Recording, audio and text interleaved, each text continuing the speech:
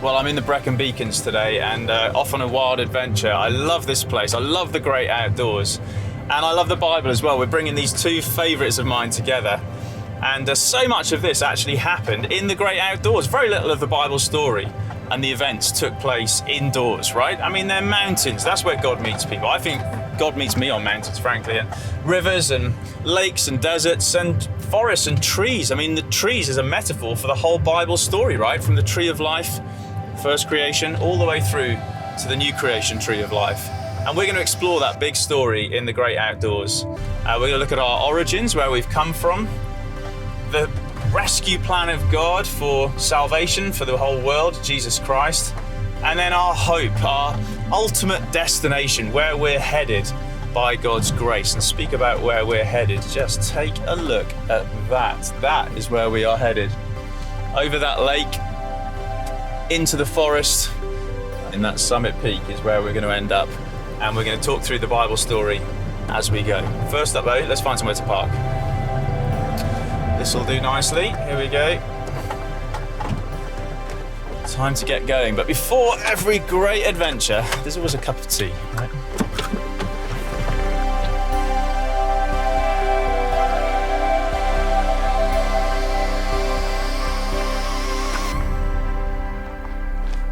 Well, while I make a cup of tea, I'll talk you through some tips on how to read Genesis, because that's obviously the first book in the Bible story.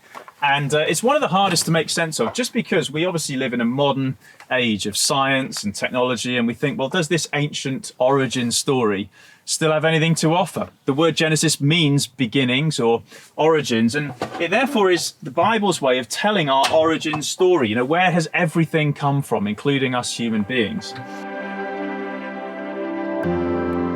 And when you're reading Genesis, you've got to appreciate it's more about the why than the how questions.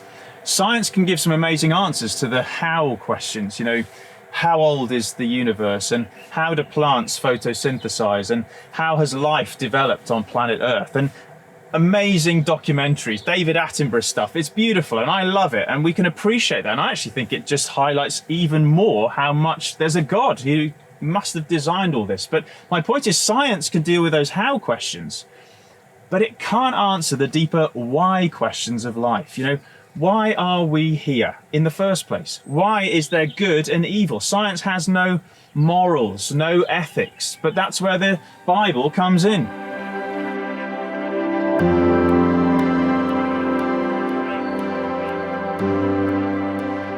It's Yorkshire tea, and I do think that tea should always be drunk in a mug with a white interior. There's just something about it that tastes a lot better if it's properly boiling. The mug is white and the tea is Yorkshire. Anyway, those are 3 principles for tea drinking. Back to Genesis. It's more about the why than the how. Secondly, it was written for us, but it wasn't written to us. I like this little principle. It goes to a scholar called John Walton. It was written for us. It wasn't written to us. Genesis is for us to read, but it wasn't written to us. You know, when you open the pages of Genesis, you're opening an ancient origin story, written not to people in the 21st century, but an ancient people. They saw the world a bit differently to us. There were other origin stories, competing Babylonian and Egyptian stories. Humans have always tried to work out the why questions. Where have we come from? Origins. But Genesis is putting right things that were wrong, right? They believed there were many gods and that all of creation has come out of God's fighting and violence and struggle. And Genesis says, no, there's one God. There's no violence involved. He simply spoke with his powerful word and all things came into being. Genesis also addresses humans and says, actually, the gods haven't made us humans as their slaves, which is what many of the other stories said. No, we're made in the image and likeness of God. It puts dignity on the shoulders of our humanity.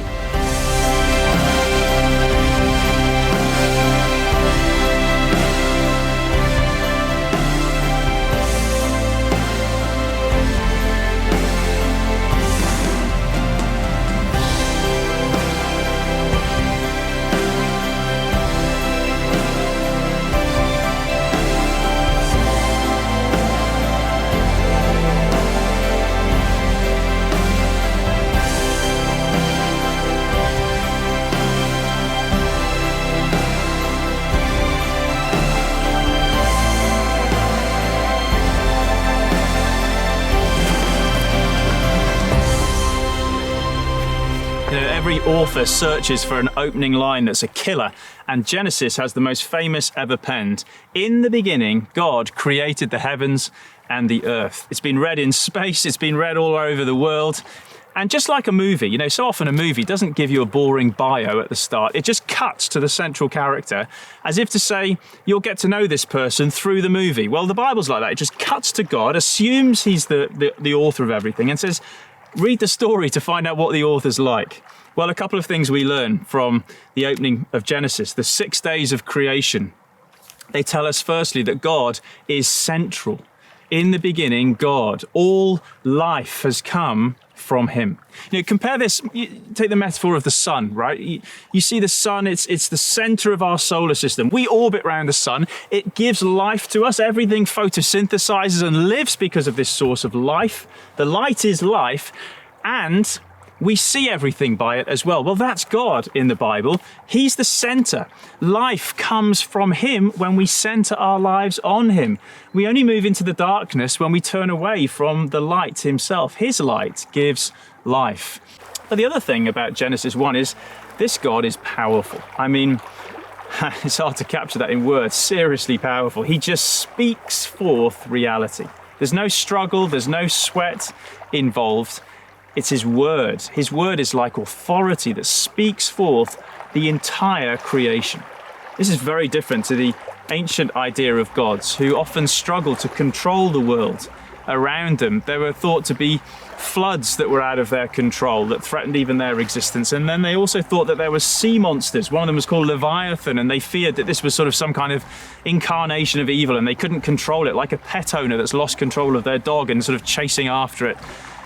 The Bible says, no, the one living God, nothing's out of his control. He's like the pet owner who, when he just speaks, you know, a great fish will swallow up his prophet Jonah later in the story, and his son, Jesus Christ, will just speak and the storm will calm on the lake, the Sea of Galilee. This God has total authority. He is all powerful. He's in complete control. And I don't know about you, I feel like I can sleep better at night when I root my story in this story.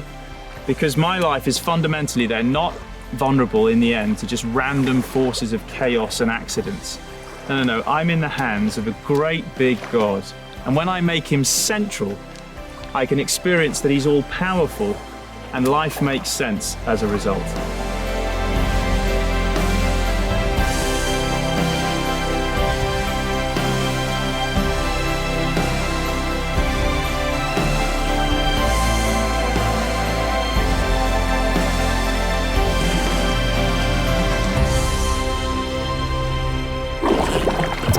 Well, we've got to get across this lake, and then the other side we'll head up the mountain, but I'm just loving the beauty. Have you ever wondered where it all came from? I mean, this doesn't just happen, right? Colour, coordination, symmetry, the fact that this planet we live on is seemingly so hospitable to people like us.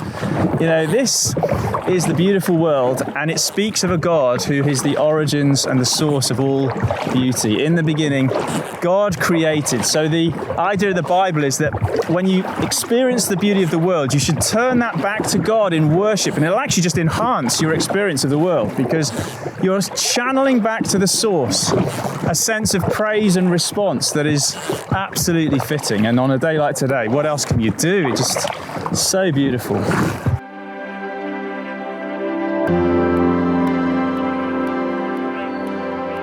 We find in Genesis that even God, when he created the world, even God just sort of stepped back from it all and said, this is good. And then when he created humans, he turned and said, it's very good. The pleasure of God goes up a level in us. And we're meant to enjoy the world. God is not a killjoy. Pleasure and delight begins in him, and then he imparts it to us. And the great outdoors is, I don't know, I feel close to God when I'm in these kinds of spaces. That's why I love coming here, because you just feel, God made this, and I'm close to him, and I can just experience the wonder and maybe channel some of that back in worship. That's when humans flourish. And God is speaking then, not just in some functional way, it is good, like it's past factory testing. This is a God who delights. He's full of pleasure and joy. the moments you may have had when you taste some delicious food or experience a beautiful sunset or two lovers embracing. And God loves humans to flourish in the world. He's not the killjoy that he's often thought to be. He's the God of pleasure and delight, and we can delight in this beautiful world that he has made.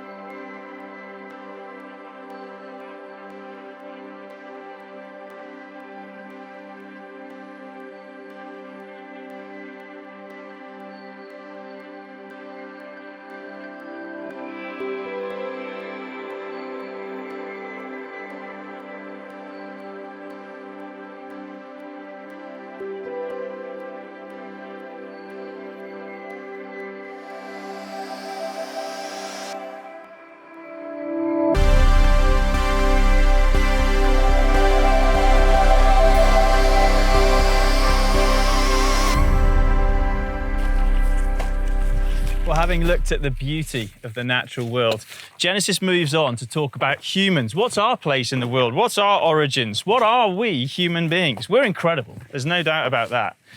I mean, we send satellites into space that orbit round so we can communicate. We fly in compressed cabins at 40,000 feet with Wi-Fi. We communicate with robots in our homes. Alexa, play Dance Monkey or whatever you're into. We humans have this incredible, insatiable ability to explore the world, to make things of it, arts, technology, science, industry. But what are we in essence? Those are things we can do, but who are we and what's our place in the world? The truth is science can't answer that question. Humanly speaking, biologically speaking, we're not that different to a banana, right? I mean, can't remember exactly. Is it 80% of our DNA is the same as a banana? But we're not just highly evolved bananas. We need to understand ourselves, not just biologically, but theologically. Genesis gives us an understanding that makes sense of who we are. In Genesis 1, we read, "So God created the male and female in his own image and his likeness." That's who we are. We're not just biology. There's a theology to understand about humans. And it puts dignity and value on every person. In the ancient world, they thought maybe just the male kings claimed to be images of God. That word means icons. The king, the male, was the icon of God. Everyone else was inferior. Genesis democratizes the idea and says, no, male and female.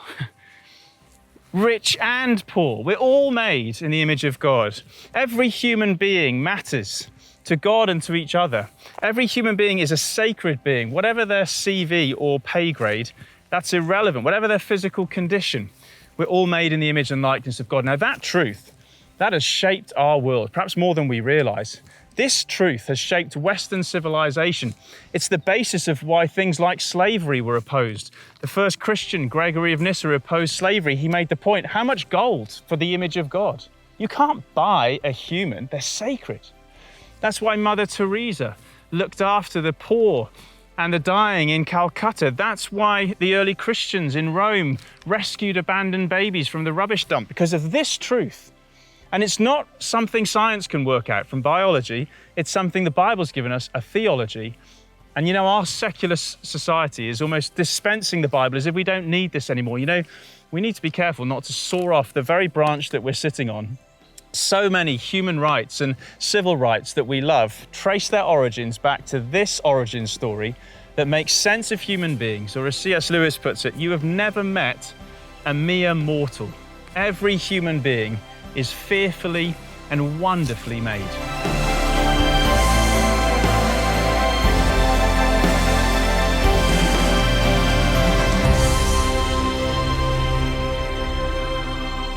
So if our identity is made in the image and likeness of God, what's our purpose? Well, Genesis unpacks this by moving the story on to look at one particular human couple, the sort of original couple, Adam and Eve. And some people take this very literally, others more figuratively. But remember, Genesis is less about the how and more about the why. Why are we humans on planet Earth? What's our purpose? Well, three things become quickly apparent. Firstly, we are made to know God. Purpose one is to know God. Adam and Eve are placed in this beautiful garden called Eden. That word means delight. It's paradise. And what makes it so perfect is that God is living with them. It's like a shared home, a shared living space for God and humans to dwell together in perfect harmony. And to symbolize this, God, having made the physical form of a human, he then breathes into his nostrils, into his nose.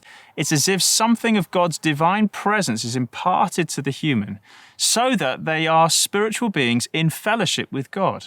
That's what we're made for. It doesn't matter how many material possessions we accumulate. Even if you marry the prince and live in a castle and have a hot tub, it will never be enough when we're hardwired to know God. Number two, we're made for relationships with each other. There's something mysterious in Genesis. Right up front, God speaks, but he speaks seemingly to himself. Let us make humans in our image. Who's this conversation? Who's speaking? Well, maybe it's just some, royal we, but maybe there's an early hint here that this God is not some lonely, solitary figure in the skies. This God is a community of persons, what will later be known as the Trinity, Father, Son, and Holy Spirit. But the point to take at this stage is simply this. Our origins trace back to a relational, communicative, loving being. And that's why we're such sociable creatures, right? It's the one thing, God says this whole world is good, but the one thing that's not good in the early scenes of creation is for a human to be alone. It's not good for man to be alone. Adam needed Eve. We need each other. We're made in the image of God, and that makes us sociable beings. And this is why loneliness is such a terrible epidemic spreading in Western civilization. We're so plugged into our screens and our games and our consumption that is so impersonal that we've lost the ability, it seems, to live in community. People feel, even successful people, even young people feel lonely. It's not good for humans to be alone. Our second purpose is to relate to each other closely. Friendship, family is the bedrock of society. But that's not all. Finally, Adam and Eve were commissioned by God to take responsibility for the world. Eden wasn't some finished dream show home. All they had to do was move in and have a holiday. No. Eden was the launch point from which humans were to take the beauty of Eden out into the rest of the world. It's as if the rest of the world is an unfinished project, a wilderness. And they were tasked with work to cultivate the ground and to develop cultures and societies and communities, all built into a sustainable ecosystem of culture and nature, society, and the natural environment. And when humans get this right, the whole world flourishes. And as we so often see on our TV screens and in realities, when we get this wrong, everything suffers. All the damage of the environment that we're experiencing today is because we failed in this third purpose to take responsibility to steward the world in a good way. This is not just raw material to turn into profit. This is our home.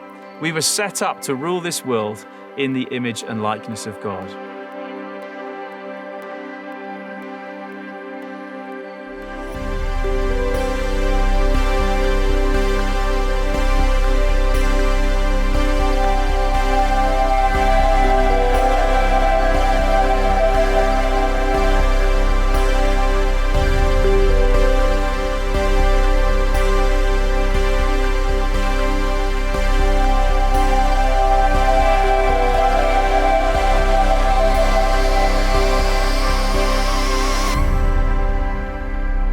This world is so beautiful and so broken all at the same time. Now, why is this? And the interesting thing about that question is everyone's got an answer.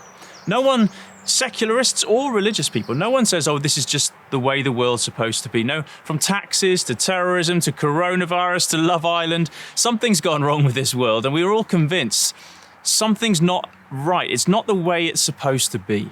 What is it about this world that's wrong? Well, you have to find the answer from our origin story. Genesis 3, we suddenly find that the story takes a turn for the worst, as in the Garden of Eden, Adam and Eve hear a different voice. They've heard the voice of God that can be trusted, but now they hear the voice of a serpent, a snake in the grass. Our son has a pet snake, and I have to be honest, I don't trust it. I don't really like holding the thing. Because something about humans and snakes, we've never got on very well together. And that goes right back, I think, to this, whether you think it's mythological or literal, in a sense, that's not the point. The point is we all hear this voice of temptation. We all know what it is to be tempted to turn away from trusting God and to assume that we can find our own way and we know best.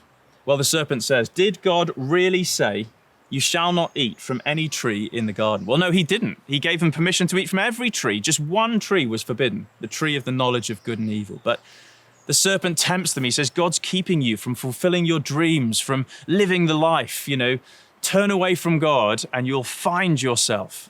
How tempting does that sound? How much is that still the line that fools us? Because as they take the forbidden fruit, it looks so attractive. Temptation is tempting, right? It looks so attractive on the outside, but as they bite into it, it's rotten on the inside. And suddenly the world, like this tree, comes crashing down around them. Their relationship with God is ruined. In fact, they have to hide from him. They feel fear for the first time. Their relationship with each other is fractured. They suddenly realize that they're naked. Previously, they've been so at home in the world, they didn't notice, but now they're covering themselves up, and we've been covering up our real selves in shame ever since. And finally, they face death. There's such suffering and sin that's entered the world at this point that it culminates in death. I remember when my father died a few years ago. Oh, the loss. And the sense that it wasn't meant to be this way. Have you felt that before? It's like there's something about life in this fallen world, and we know it wasn't meant to be this way. It goes all the way back to Genesis 3. The final part of this scene is that Adam and Eve are told to leave. They've been dwelling in this beautiful Garden of Eden, but now they're banished, exiled out of the garden. They have to leave paradise and head off into the wilderness of the world that we inhabit, a world that's fundamentally fallen.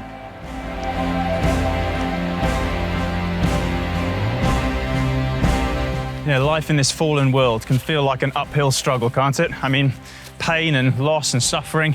But life is not a zero-sum game. According to the Bible, there is hope, and it's spoken right at the beginning, and it reaches right to the end of the story. In Genesis 3:15, Adam and Eve have just fallen. He's just pronounced curses, but then he speaks this hope. He says, one is coming, the offspring of a woman. He will crush the head of the serpent, but the serpent will strike his heel.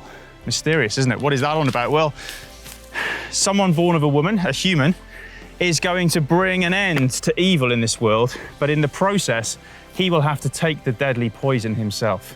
Of course, this points to Jesus, the Messiah, the hope of the world. He's going to come into the story, and as a result, what started as a good world, we're going to find our way back there by the end of the story because of Jesus in the middle. Paradise lost will be regained. There is hope over the horizon.